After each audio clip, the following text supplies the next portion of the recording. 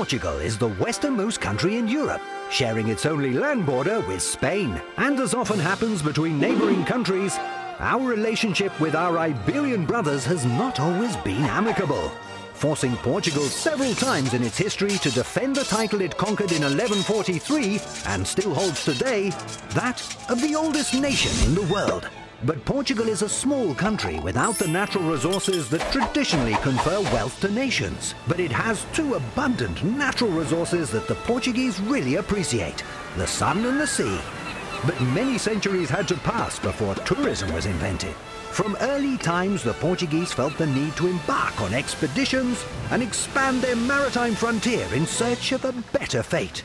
At the beginning of the 15th century, the Portuguese began the saga of the discoveries, giving new worlds to the world. They were the first Europeans to reach a number of continents. First Africa, then America, and finally Asia and Oceania. In 1519, I set out to sail around the world and prove that the world was round almost 100 years before Galileo, opening the way to the first globalization. After 500 years, the Portuguese decided it was time to launch new explorers.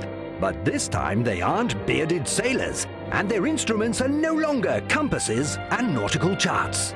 They are little explorers, linked in a network by new and friendly Magellans, a computer for children and young people that was named after the famous Portuguese explorer, integrated in a learning ecosystem that has the ambition to give everyone access to content and knowledge, and offers the only tool powerful enough to change the world: education.